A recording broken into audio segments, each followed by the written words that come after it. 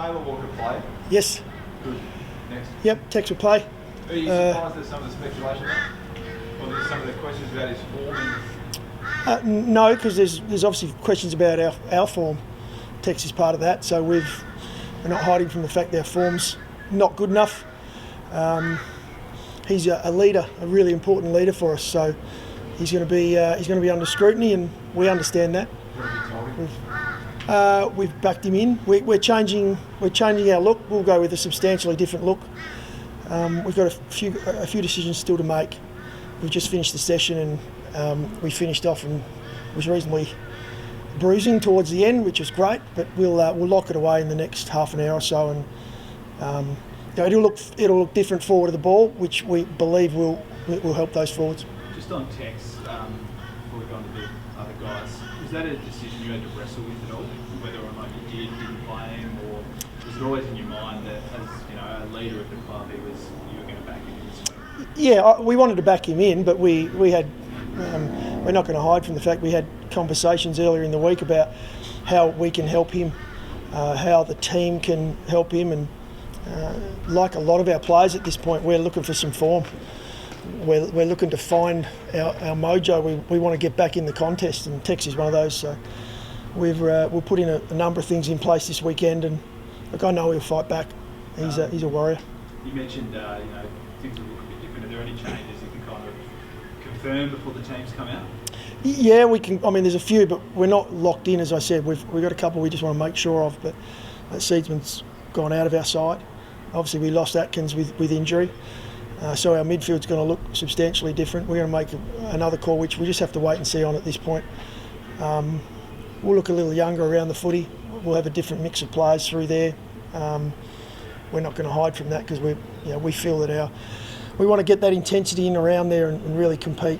Just on the seed, what did he kind of what I guess just the one out confirmed on Thursday. What was it about his game, form, attitude, whatever it was that kind of prompted you to bring him out? Yeah, nothing to do with attitude. Paul's an outstanding character. He had an interrupted off-season in that 2-month period, had some neck issues, vertebrae, spent a month in bed, and he will never use that as an excuse. But at this point, we just felt like he needed a little bit more of a run. Wasn't quite at the speed we know he can be, and he's a really important player. So this is a short-term change. But we felt it was just necessary for us to make changes throughout that midfield, put a different look in there, attack the game slightly differently, and that's the way we've gone. How much is the, scrutiny around the club weighed on you this week? Carl's was pretty strong about how much it was hurting him earlier, and it's echoed from everyone who's spoken this week. I guess for you, how much has that stung, and has it kept you up at night? How's it kind of affected you? I was just chatting to people before around some of the protocols allow you to sleep at night because you're that mentally worn out by the time you get home, but we understand we're doing that for the right reasons. No, look, we're sleeping okay, but we understand, and we, at this point in time, we're not performing. So the scrutiny's warranted. We need to perform at a level that's higher than where we're at, and that's got nothing to do with win and loss. That's our level of performance at this point is not up to scratch. So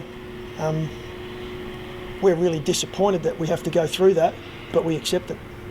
How are you going? Good, thanks. No, look, I'm okay. And being up here, it's it's a different environment. We're basically living in the same home. We get a chance to get around. Other than our performances on game day, our guys are making huge ground. We're transitioning this group, and they've been fantastic away from game day. And unfortunately, we're letting ourselves down there. We've looked at a couple of things, and we struggled to get them off the track today.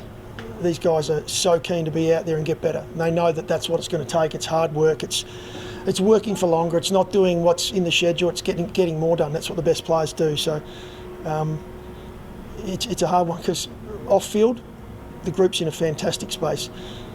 But it doesn't last for long if you continue to perform the way we are. This week, you say you're going to go different around the ball, and you younger look midfielders. This is just another step in the rebuild that you sort of have to go through.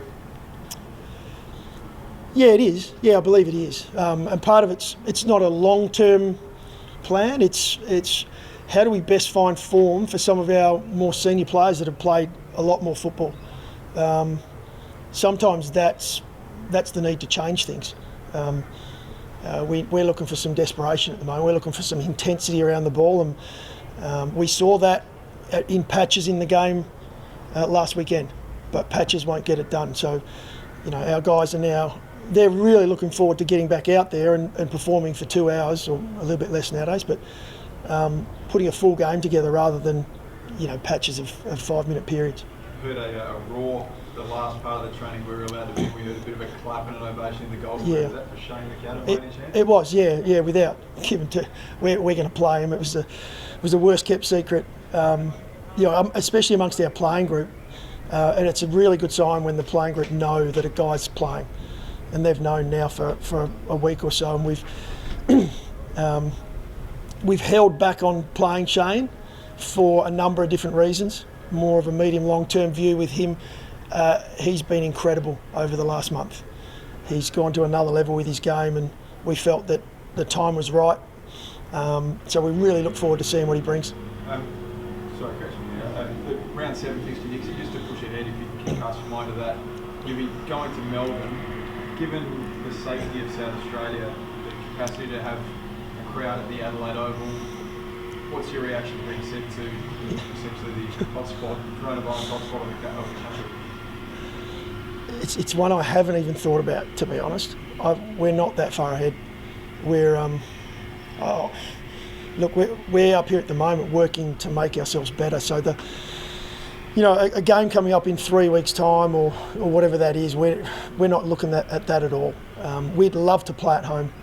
We understand at the moment, though, for the public and South Australian public, it's safer for us to keep those borders closed. So we totally understand that we need to be flexible and move around the country. That has its challenges, but we'll embrace those because we're here to help and play games of footy. But I will think about that a little closer to when we are playing that game. Just on Tex, it did struggle a little bit up the ground, certainly in that run contest. Is that something he's going to do against Brisbane? Because they've got some pretty handy height and pinching ruck. Yeah. Does he still ruck this weekend?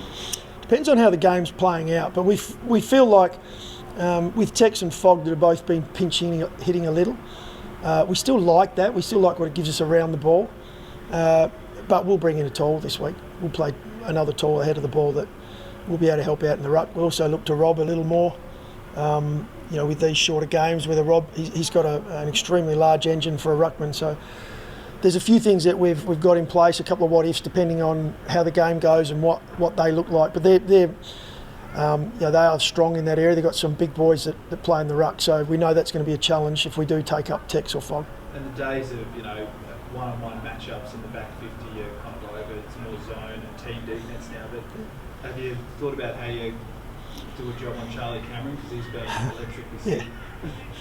Yeah, the issue is it's not just Charlie Cameron down there, unfortunately. We know what our matchups are at this point, but we obviously won't be going into that detail until the start of the game. But you're right, the game's changed. Even both ends of the ground nowadays, there's a lot more coming off to our assist, supporting. Very rarely do you see that one-on-one, but Charlie, the strength of his game is finding that space and getting himself in an isolated position, and he's pretty hard to stop with that elite speed. So we know it's going to be a challenge for us, but it won't be one guy that we're going to. We'll look to, obviously it comes off our entire defence. If he gets in that position, you like to think that the guy you play on him has some speed as well, and he's a pretty good one-on-one defender. Nixie, what do you think when you hear a senior player slam your training standards and your professionalism? Yeah, I was actually really pleased with the fact that Tales came out and gave his opinion on where we're at. I'm not sure Tales was framing it that the way we're training as a group isn't acceptable. I think what he was trying to get across was we're not doing enough. And that's more about what you're doing in your own time, your professionalism away from the club. It's been a challenge for our guys, and by no means do I want to give them or any of us an excuse, but it has been probably the most challenging environment I've worked in as far as time you're allowed to spend with each other, straight back home after training, in the car, out, shower. but we've got to be better. And I felt like that's the way he was framing it. It was very much, we've got to do more as individuals, more in smaller groups, more craft, more touch. There's no doubt our fundamentals weren't where they need to be on the weekend, and we've got work to do on it. So obviously 4 points is what you're after, but in the perfect world, it might happen one week, it might not the other week, as you know. But what sort of response are you looking for then from the players, aggression-wise, contest-wise, spirit-wise? Yeah, and it's all that. It's intensity in the contest. It's a never give up attitude.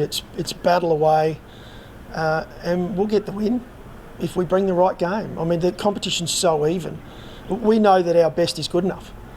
We're just nowhere near our best. That's what we work on all week about. How do we bring that for a lot longer? The guys know what it looks like. At this point in time, it's our ability to just punch it out there for 180 odd minutes or 2 hours, whatever we're working for.